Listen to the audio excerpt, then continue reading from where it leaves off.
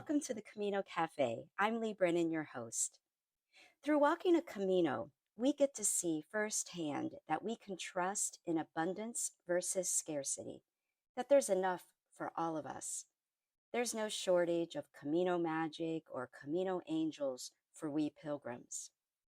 There will be a place to sleep, a cafe for a warm cafe con leche, and the strength will be found to finish a tough climb. And courage will rise up to help you go on when your body just feels like it wants to quit. It'll be there, maybe just a kilometer or so down the road. Something will help you keep going. There are no limits on how a Camino can help you transform or heal, nor any limit on the number of pilgrims that can receive some type of healing or some type of transformation through walking a Camino. Maybe we don't know exactly how or when it will transform us. Maybe it happens during our walk, or maybe it happens after we get home and we have a chance to process it all. But there's one thing I know. We can have the faith that with an open heart, the Camino will provide. During our Caminos, we may very well be the one person offering magic or providing for someone else. Maybe just the sharing of your story or hearing a story from another pilgrim helps them feel a little less alone in this world as you begin to bond over a common life hardship or challenge. Maybe by walking, we go on to start something that's of service like Rocco did or Sister Catherine. Or maybe we go home and we have now the strength to begin to deal with a difficult situation that must be sorted out. Or maybe we find that we will write a book about our Camino that helps us process and in turn helps inspire others, like our guest today, Tara Marlow, did. Either way, please know, if you walk, all is possible, not just for some pilgrims, but for all pilgrims, and for you too. Tara's story will show you just that. I am so inspired by her life journey and how the Camino played into where she is today in life. She had a dream to walk the Camino solo after leaving an amazing but yet extremely stressful career. That walk led to a second Camino, then to publishing a fictional Camino book. That book focuses on characters that I think many of us can relate to. Tara's story, her energy, and her wisdom, they really resonate with me, and I think it may resonate with you as well. Please join me at the Camino Cafe table as we hear Tara share her story in her very own words. Oh, and after you listen to this episode, please check out the behind-the-scenes video footage of this interview on YouTube, as well as our bonus content where Tara and I played 20 Camino questions. Now let's get to it. Hey everyone, welcome back to the Camino Cafe. I'm coming to you from Santiago and I have a very special guest with me today. I just introduced Tara, but Tara, welcome to the show. Thank you for coming and being willing to do the Pilgrim Chat. Thank you. Thanks for having me. I'm really excited to be here, actually. Oh, I'm so glad that you reached out to me and that we found a time that we could meet up because we have quite a time difference between us. You are in Tasmania, right? Yes. And it's the middle of winter, so it's a little bit chilly here. Okay. I've never been there. I've always wanted to go. So, wow. Well, it's a place to come for sure. It's beautiful. So tell me, how does a gal end up from Tasmania walking the Camino in Spain? I actually didn't start in Tasmania. I ended up in Tasmania after walking the Camino. Yeah. Oh, okay. My husband is American. I'm Australian. And I had been living in the US for about 20 years and was working in a corporate job and was living vicariously through other people's travel blogs and that kind of stuff. And I had read about the Camino from a travel blog.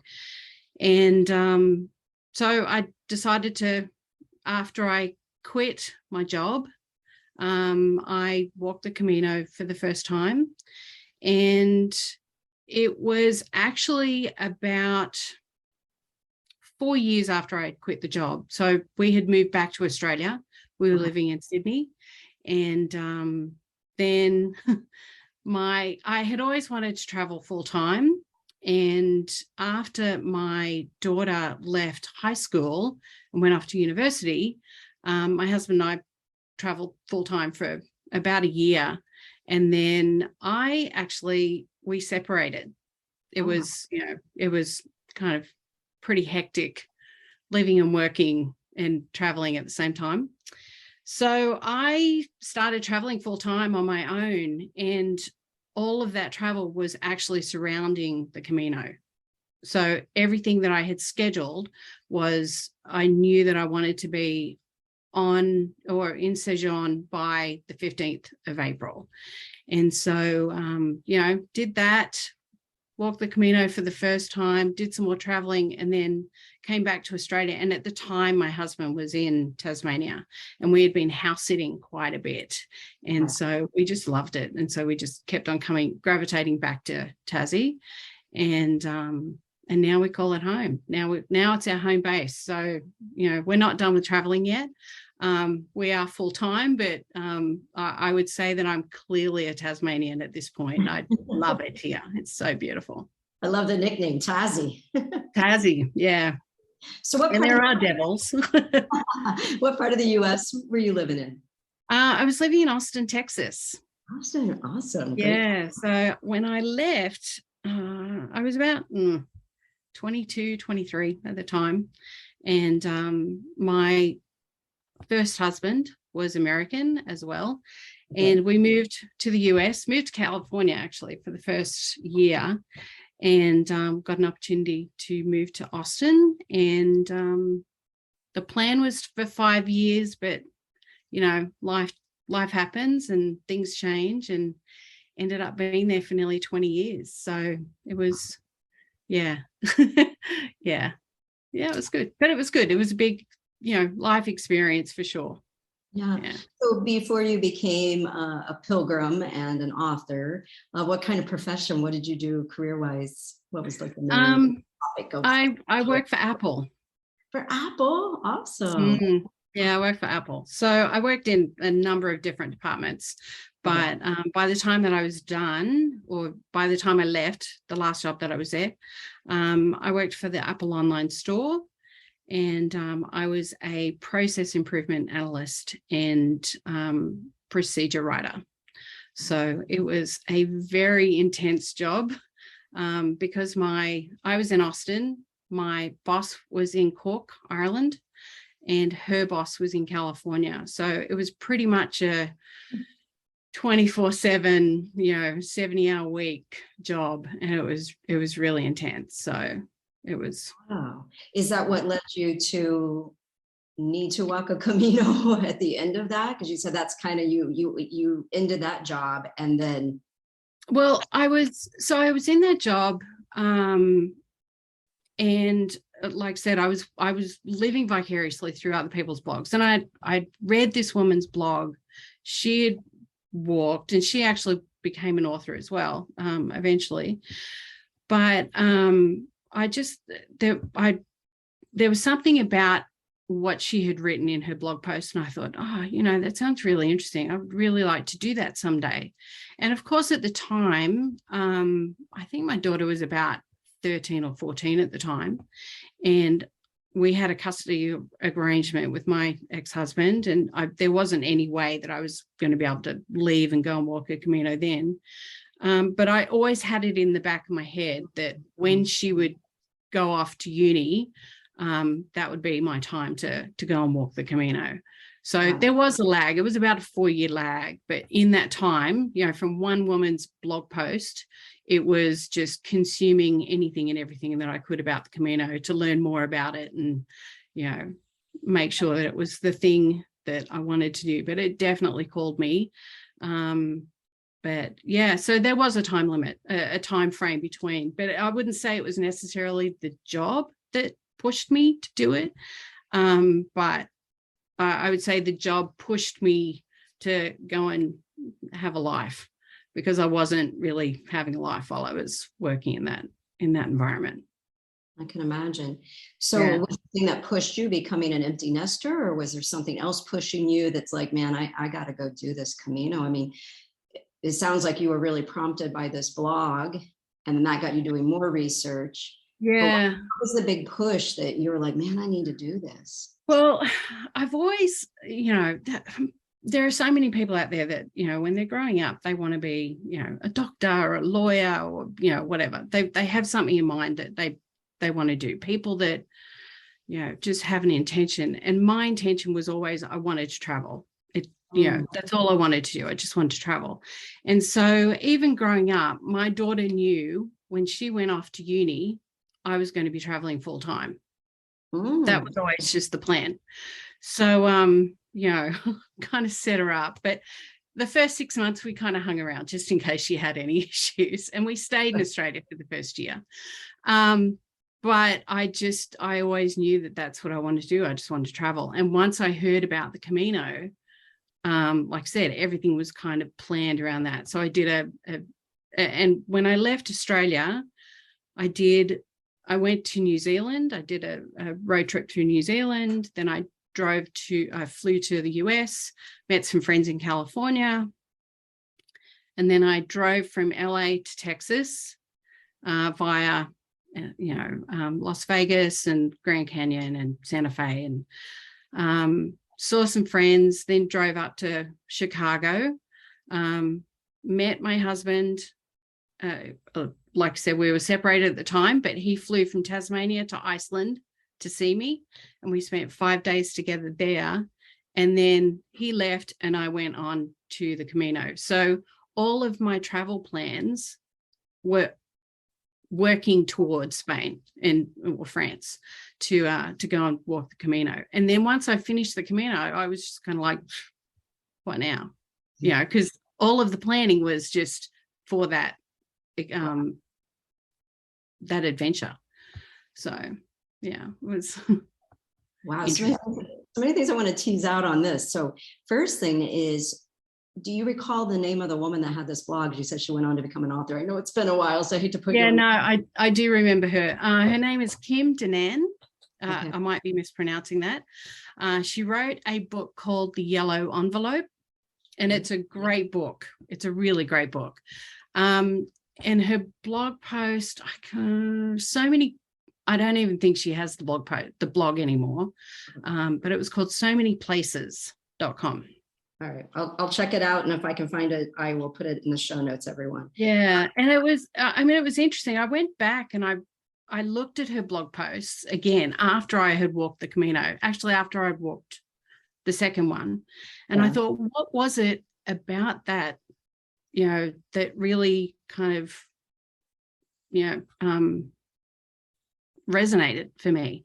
And it wasn't anything, like really, it wasn't very descriptive. It wasn't, it was a very straightforward, very quick blog post that she had done along the way. And I thought it had to have been something that went, that kind of prompted me to look further. Like, what was that? What's that Camino thing that she's talking about? Let me look into that a little bit more. And I followed her, and I had been following her for a while because I was interested in travel blogging, and of course traveling. And so I just wanted to know, okay, what is this thing that she's doing? And it was from that I kind of started to dig in.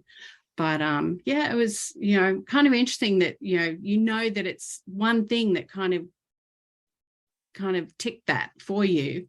But like I said, it wasn't really anything that powerful. But her book, on the other hand, was a really good book. And it kind of talked about a little of her travels with her husband.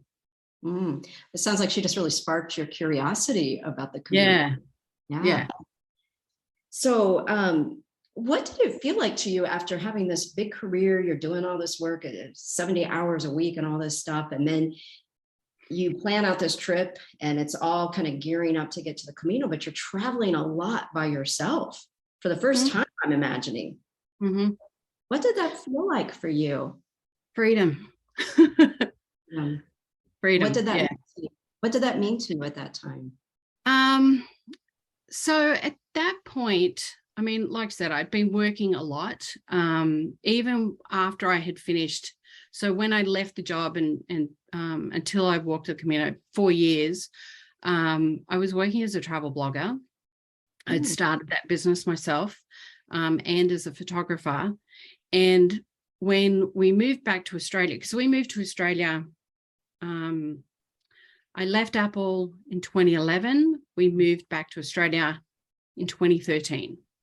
Okay. And so, and in 2012, I think, around that time, my husband also worked for Apple, and he left his job because his job was just as insane. And so between the two of us, I mean, we were together, working, living together 24/7. And then being in a car driving across the country, it was just really intense. And all I wanted was space. I just needed space and headspace more than anything else. And so it was headspace more than anything else. I think it was definitely headspace more than anything else, because I mean, it was incredibly hard leaving him, because I was the one that instigated the separation. It was really hard leaving him. And, I knew that our story wasn't over, but I just knew that I couldn't be together anymore as a couple. And so I left, and it was really hard for the first couple of weeks. But then I started traveling, and it was just like, oh, okay, I can go and do and be. And if I want quiet, I've got quiet. And, it was a 4-week trip through New Zealand. And, it was just peaceful. It was just quiet and peaceful. And I think that's what I needed at the time. And then once I got to California, it was, partying with friends and, really noisy. And I just craved that quiet again. And so doing a road trip across the US, it was, again, lovely. But yeah, it was freedom, I think, more than just freedom to be able to just turn the noise off for a while. And it's, kind of like the Camino. I mean, just doing that, it allowed me to do that again. But by that stage in my journey, I'd already been traveling for probably 4 months on my own. And so by then it was a stage of, kind of figuring out, okay, what do I really want from my life, and what's next. So that was more my first Camino. It was just figuring out what was next.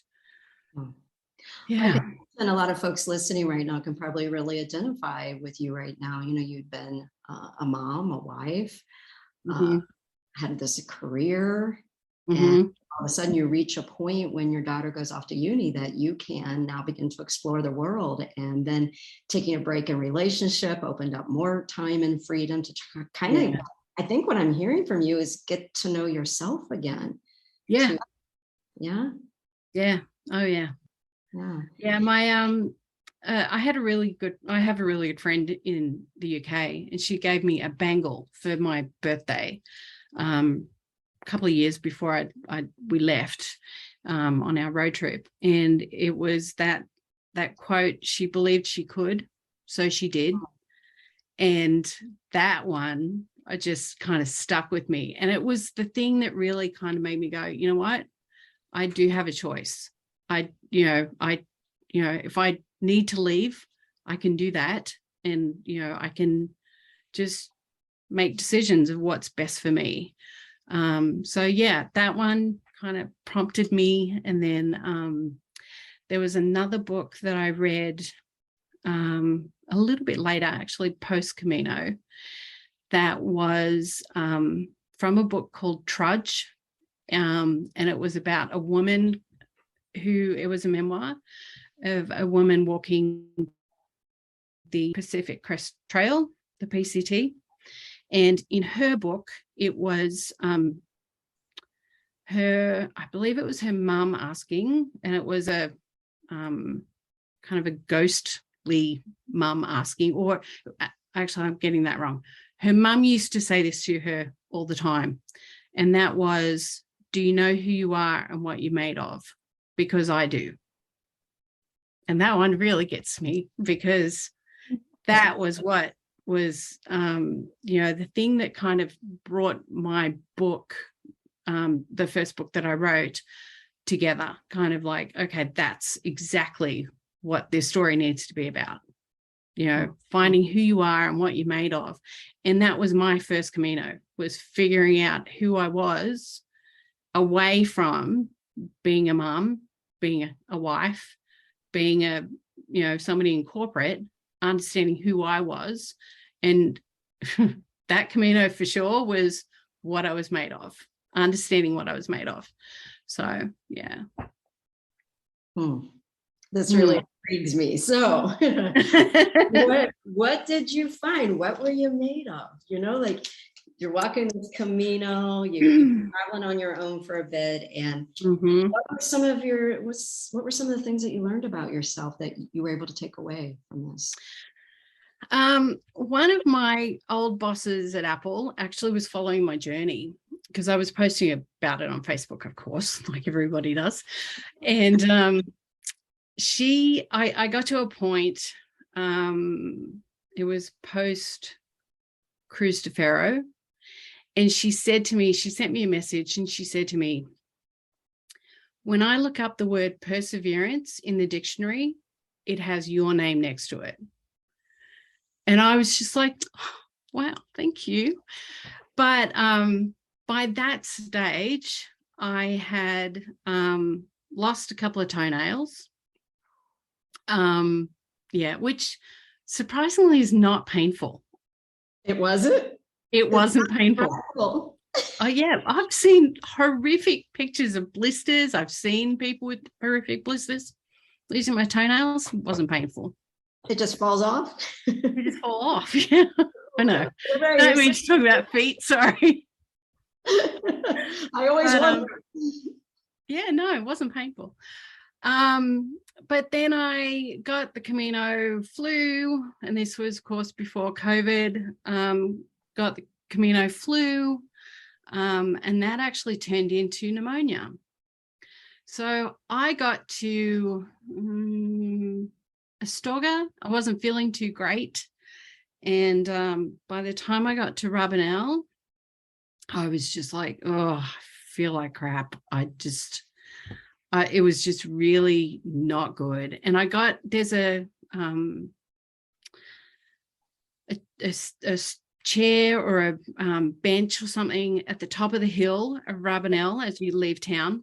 Yeah. And I sat on that, and I just went, I quit. I can't keep going. It was so bad. And I had a pact, like I said, with my husband. We were separated, but our story wasn't over. We were in touch. He had been to Iceland, so we were still talking, but we had a pact. And I said, if I say to you that I want to quit, you need to talk me out of it. I'm not allowed to quit. And he went, okay, sure. So I FaceTimed him from that bench outside of Rabanel, and I said, I just feel like crap. I can't keep going. I need to come home. I just need to be somewhere that I can just sleep and whatever. And he said to me, how would you feel if you didn't lay your stones at Cruise to Faro? And I went, oh, crap. Okay. So I kept going, and it took me, I can't remember now how long it took me to get to Fonsabaden. And I went into the cafe there. I was there for at least an hour, just trying to keep it going, get it all together. And I ran into a couple of Kiwis, New Zealanders, and I kind of just latched on, and I said, do you mind if I walk with you. I just need to get to El Acebo, and then I have a reservation there. I'm just going to crash. And one of them actually had tendonitis, so they were like, yeah, we're walking really slow, you're welcome to come with us. And so I got to El Acebo, and I got a private room, and I just crashed. And I had been walking with one of my Camino family is a doctor, and I hadn't been walking with her, but I messaged her, and she said, okay, here's what you need to do. Go into a pharmacia, tell them that you have lost your inhaler, and that, you know, you're an asthmatic, that you've lost your inhaler. They will sell you one over the counter, and that will help clear the airways so that you can, you know, at least breathe and, you know, move on. Yeah. So that's what I did. And if it wasn't for Amanda, I would not have kept going. But before that, and I'm just realizing that I've switched these, but when I got to Burgos, I was hanging out my coat. I was in a private room, hanging out my coat, and I threw my back out. I couldn't move. I just kind of pivoted and laid down on the bed, and I could not move for about 3 hours. And I laid there thinking, there is nobody here to help me. I need to figure this out for myself, and I need to get up and, you know, get moving. And so I crawled out to the reception and asked them for help. And they called around to 8 different places, you know, to massage therapists and whatever. And they found an osteopath, and they said it's about a 5-8 minute walk. It took me nearly 45 minutes to get there, and because I was just in so much pain. And the woman opened the door, and she said, you know, hello, how are you? And I just started crying. And she's like, come in. And, you know, it was the best massage I've ever had in my life. And I walked out of there, and she said, you need to forward your pack on. If you want to, you need to rest for 3 days and forward your pack on for at least a week if you have any hope of making it to Santiago. So between, you know, the toenails and the back and the, you know, pneumonia, yeah, it was pretty I wasn't sure if I was really going to make it to Santiago, but yeah. So a couple of things on this. So what year was this Camino? This was your first one? That was in 2018. 2018. And did you start in Saint Jean? Mm-hmm. Okay. Yep. So for those that haven't walked yet that are listening, so that's the San Francisco route. So you started in Saint Jean, and you have this back thrown out in Burgos, which is kind of early on in the Camino. Yep. So did it get better by the time you got to Astorga? Was your back in order, or was your back I was carrying my pack again by then. Okay. Yeah. And then so now I want to go back to, because, you know, I don't know if you know this about me, but I lived in Rabanal for several months. Yes, I do know that. Okay, so I know that bench you're talking about. So as you're telling this story, okay, first off, did you leave that morning from Astorga and walked all the way to that bench, or had you spent the night somewhere else between Astorga and Rabanal? I had walked from Astorga to Rabanal the day before, and then I'd stayed overnight in Rabanal. Okay, so you're waking up that morning, you've lost the toenails, you've got this Camino flu feeling. Yeah. You call your husband, who's promised to not talk you out of it. And so you had stones that you had brought from home with you at this point? Yeah. Okay. I was determined to lay those stones. Yeah. Okay. So you're sitting in Rabanal, and, you know, that's a stage, walking from Rabanal all the way to Acebo. And so what did it feel like? First of all, like I could just put myself in your shoes right now of sitting there having this conversation with him, and him telling you, no, you got to lay these stones down. And now you push yourself to Fonsabadan, and then you walk with some friends, you get to Cruz de Ferro. Take us there. That minute, that first time you see it, right? Because you don't see it kind of until you're almost there. I saw that and I thought, wow, is that it? Because, yeah, I mean, it's so it's so hyped up in your head of, laying these burdens down, and, you're imagining it to be up on a hill. But no, it's just the trail along, and, there's the parking lot, and, there's the field with the, little cabin thing. I got teary when I saw it, and I thought, okay. And I was with these other people, and I wanted to be respectful to them as well, because, they were there, and it's definitely a moment. I mean, it's a moment for most people. And so, yeah, I laid the stones down, and it was just, it felt like a weight lifted off my shoulders, because part of it had to do with my marriage. Another part of it had to do with just some other anger issues that I was having. But yeah, it just felt like a weight was lifted off me at that point. And it kind of buoyed me up to, okay, I can walk, and keep going. But we're coming down into El Acebo, and of course there's wild lavender everywhere, and I'm highly allergic to lavender as well. So, have pneumonia, which Amanda was the one who diagnosed me with pneumonia. And, I just thought, all I want is a bed at this point. Just give me a bed. So yeah, it was quite the journey for me, but yeah, that was definitely a moment. I find this story so interesting that, you're having these troubles with your marriage, and here's your, I don't know, maybe the word's too formal, but estranged husband, but you're not done. Yeah. Yeah. And he's the one that says, keep walking. And one of this, you got to lay these stones down. And one of the stones is about these troubles, right? Yeah. Oh yeah. It's a real it was story. Yeah, it was, I mean, he had made that comment to me, and of course, two of my Camino family, I was texting with them too, and they were just like, you're okay if you quit, it's okay if you can't keep going, but you need to get somewhere where you can get some help. Right. So, but I know for sure that it was my husband's. How would you feel if it wasn't? I mean, yeah, came all this way, halfway around the world to lay these burdens. So I need to do that. Yeah. So you land in Acebo, and you get a little bit of help. And then your former boss says, if I look the word perseverance up, you're there. Yeah. It's you. Yeah.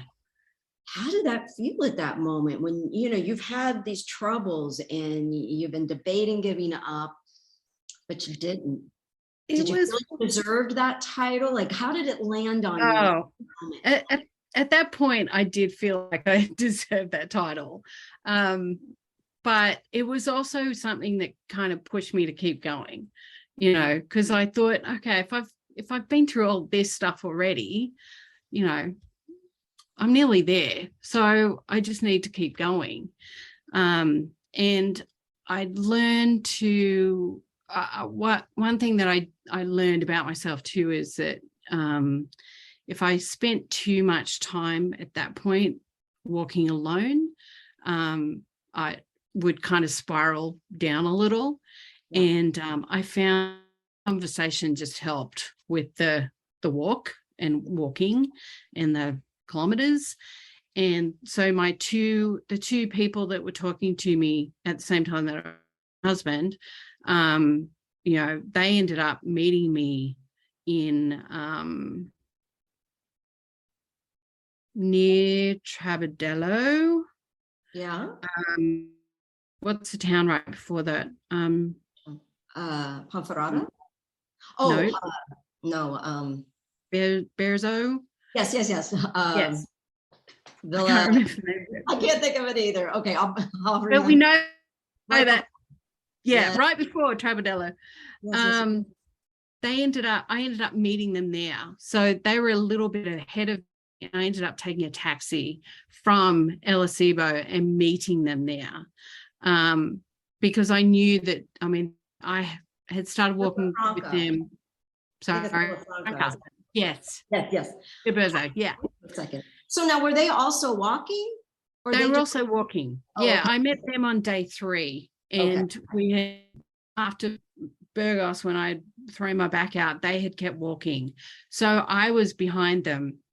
Got it. But because I was in El Acebo and I knew coming on Ferrata, it was all wild lavender. So I had to skip that part. Right. But I just went a little bit further and I met up with them. And it was at that point that I just walked from there onwards into Santiago with them. And it was an amazing time. So, okay. So that was 2018. And then you walked a second time. Did you walk the same route? I walked the same route and I walked it the following year. The following year. And the whole Princess. Yep. Okay. In 2019. All right. With that estranged husband. Whoa. Okay. Yeah.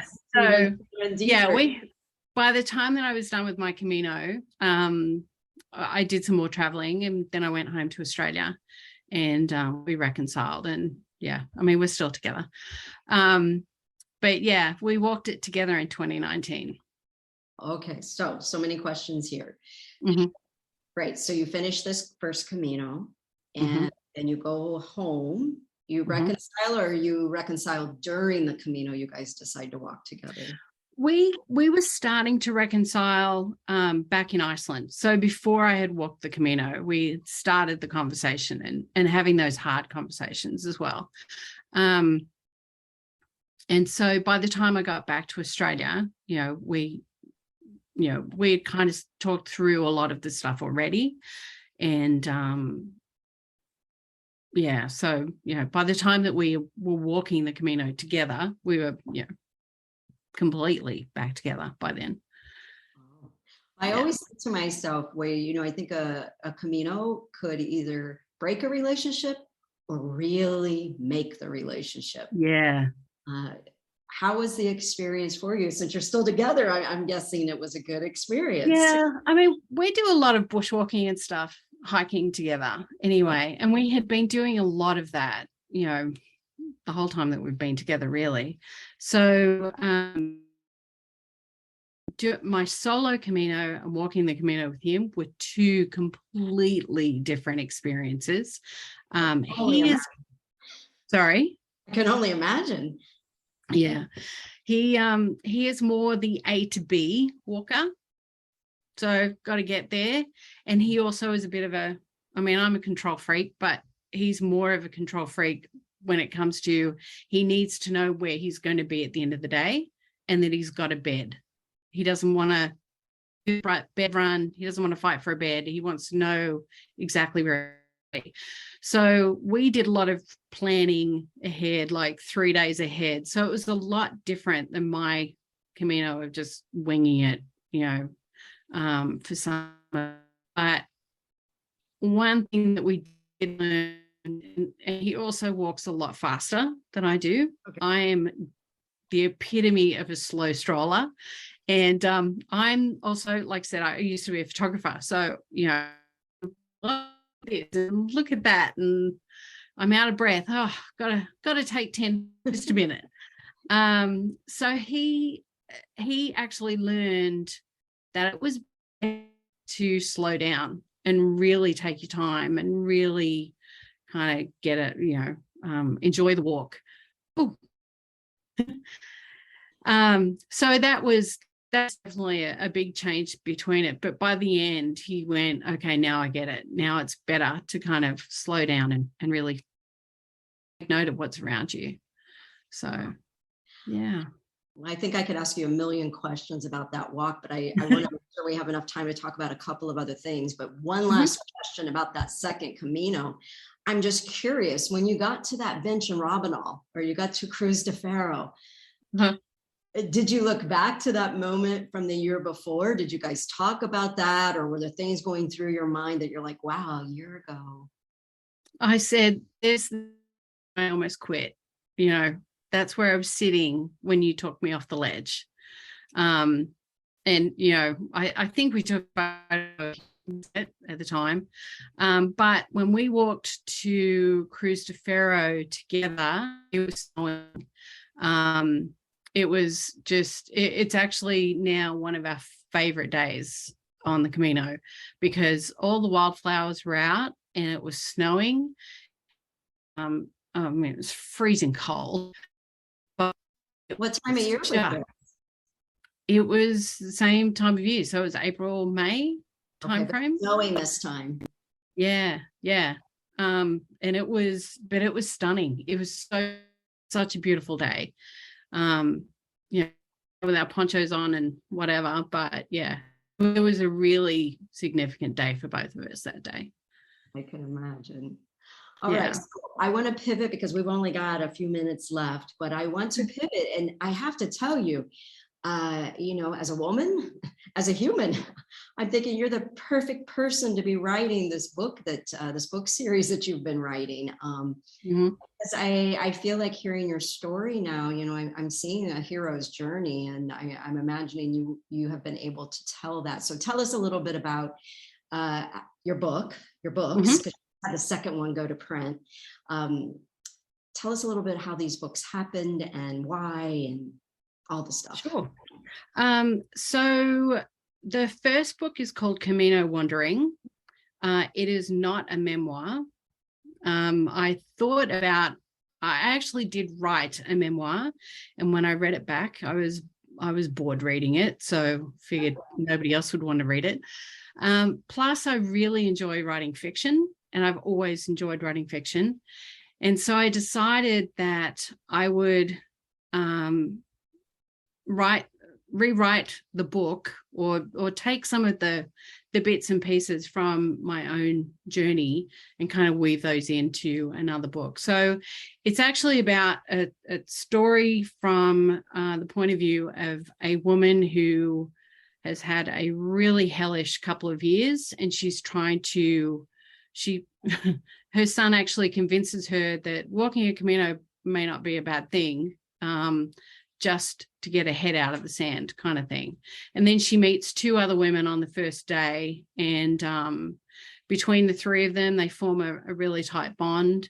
And it's the three of them walking the Camino and talking, you get to meet all the other pilgrims that they meet along the way. So it is a fiction, but the feedback or the reviews that I've been getting on the book have been, really amazing, which is lovely.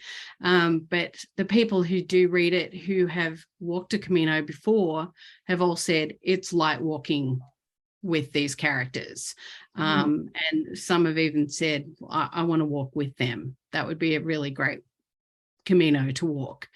So that's been really lovely feedback.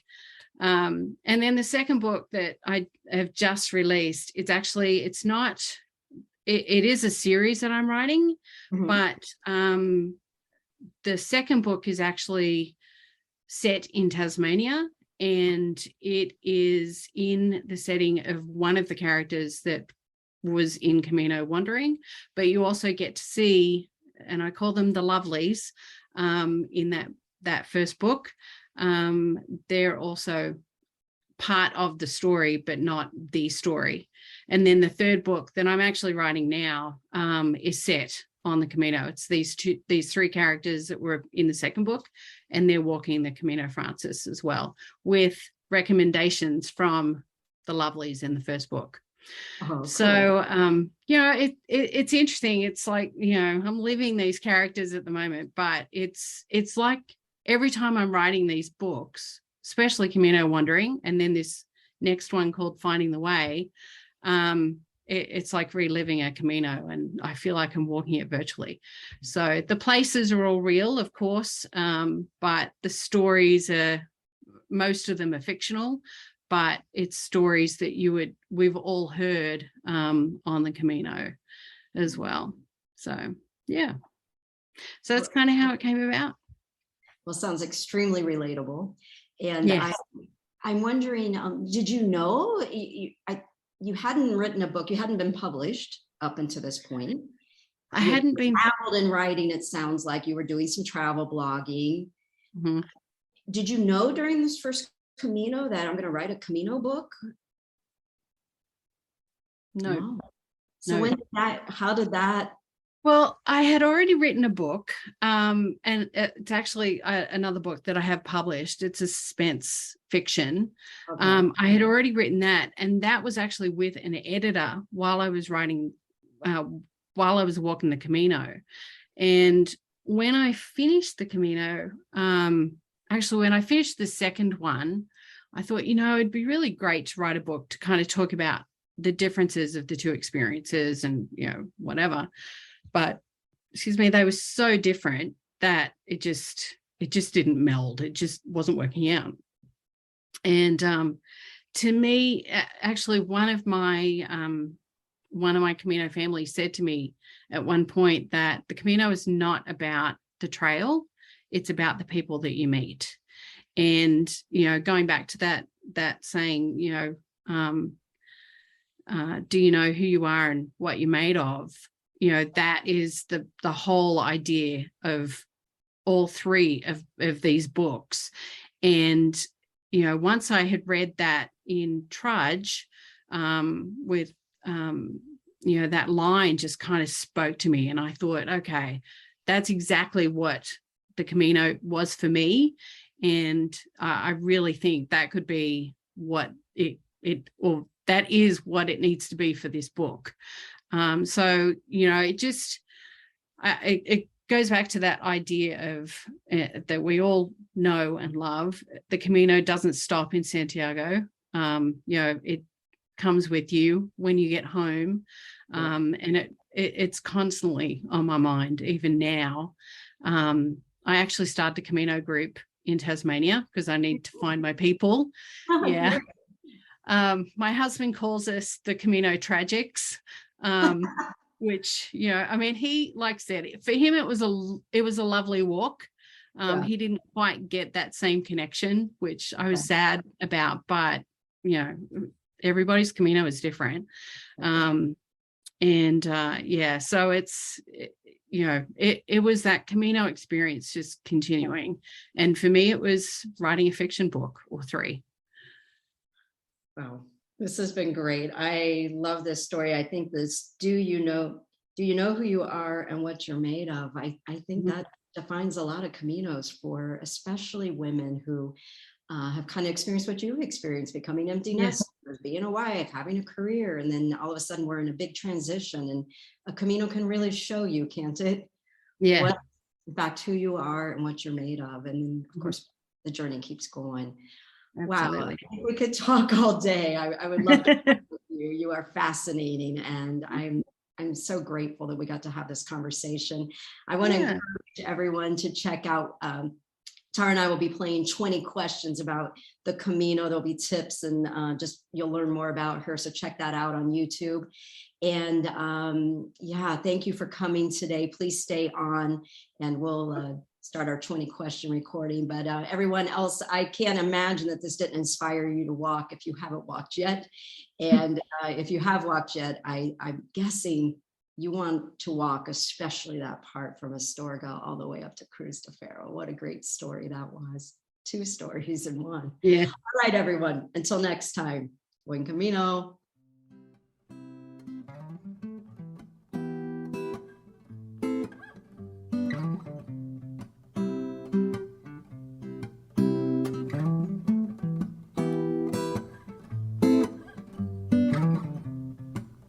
Las cosas que necesito en la vida ya están aquí.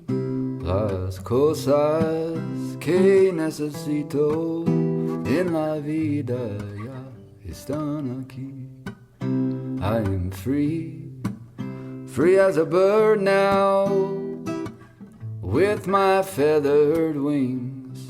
I am free, free as a bird now, with my feathers